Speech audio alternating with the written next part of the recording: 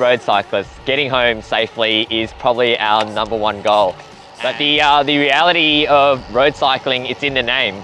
We have to ride on the road, and that means while we might prefer to ride on bike paths, there is definitely going to be interactions with cars every now and then. Now, I usually ride in a large group of cyclists. It justifies us taking up a lane. We can have a sweeper at the back calling out cars that are passing. But every now and then I go for a solo ride, or we'll ride with one other person. And this product that I'm going to talk about today, I found really, really useful for that exact reason. So Magene sent me their L508 rear light radar. And this product here is actually been quite handy. Essentially, it clips onto the back of your bike.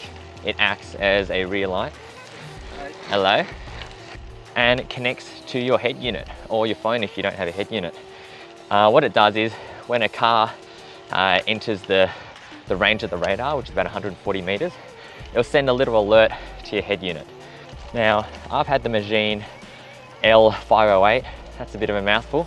I wonder if it's the 508th iteration. But I've been using it now for a couple of weeks for a few rides, and I haven't tested its competitors like the Garmin Varia, or I know that Bontrager make one. But instead of talking about that in comparison to its market competitors, I want to talk a bit more about what it's like to have as a radar in general, and if it's something that would be useful for yourself.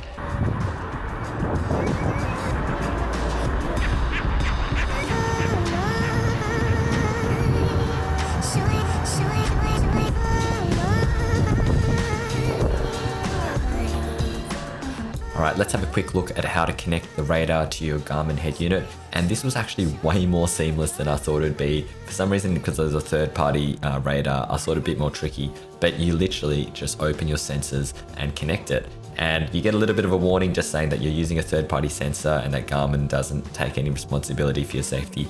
But that was it. And because I set this up in my apartment, I just wanted to see how well it worked. So I did a very, very scientific experiment, as you can see right here.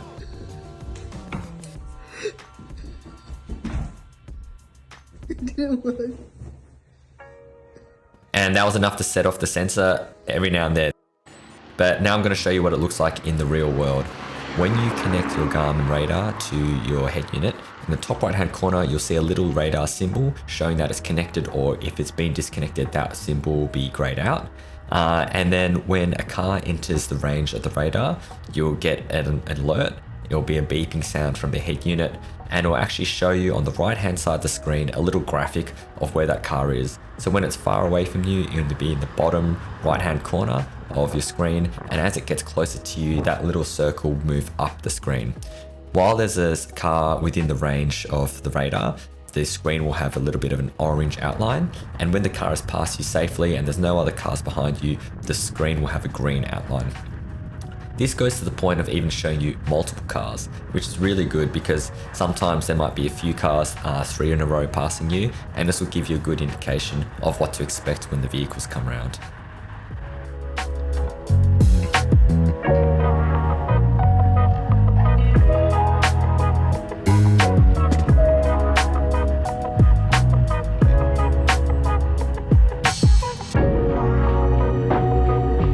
I asked my cycling group what they thought of these radar products, because quite a few people use them, and it was a resounding positive response. People said they loved using it. They felt like it was like having like a third eye or an eye in the back of their head. But it was rightfully commented that, you know, a radar is not going to save your life. If a car is barreling towards you and it's going to hit you, you know, there's no magic beam that comes out of the radar that's going to save you.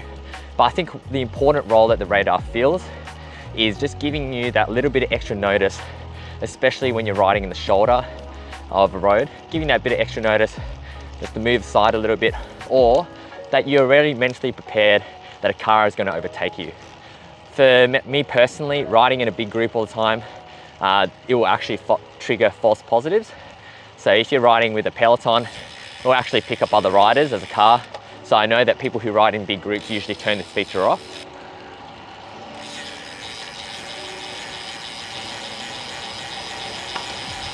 But I think there's a few clear-cut use cases for where the radar is very useful, for people as a product. So the first of these is going to be if you are predominantly a solo or duo rider. Because of this, and you're by yourself, you're not going to get those false positives of other riders that are behind you. And in addition to that, I'm going to assume that most solo riders usually in a bit quieter areas. So that brings us on to the second use case. If you're riding in country or quiet areas where there's no shoulder, it's usually single lane roads, and where you have to share the road a lot more with cars, I think it's much more useful there. One person brought up in our group that out in the country as well, there's roads where cars are traveling at 110 kilometers an hour or even faster. So that would probably only give you about 3-4 seconds notice. And what would happen is cars might approach way faster than you would hear them. So a good thing about having the radars, it just gives you that extra forewarning. So just to clarify, Magene sent me this radar. I'm not paid by them to do a review or anything. They just said, try out the product, see what you think of it, and make a video, which is what I'm doing. However, if you do want to purchase that, there's going to be a link in the description. And look, I'm going to talk about other alternates, but a very, very popular one is the Garmin Varia. And like I said at the start of the video as well, I think Bontrager came out with one too. So look, there's heaps on the market, whatever tickles your fancy. I think a rear bike radar is definitely a product that you should consider. Even in metropolitan areas, you can see here in the video that I'm riding on a bike shared road kind of situation. You can see by the markings on the road here. But in the state I live in as well, you're legally required to be visible in up to 200 meters, which means you need to have a rear light or a reflector.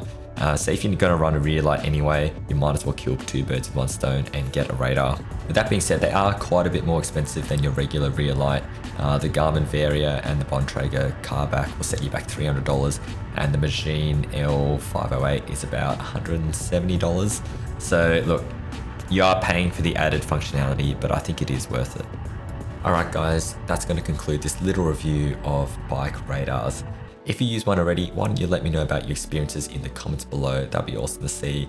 And thank you Magene for sending me this bike radar to use and test out. I've never really considered using one before, so that is a great opportunity. Once again, if you want to consider this product, there's a link in the description of where you can buy one. Alright guys, take care, and I'll see you in the next one. Bye.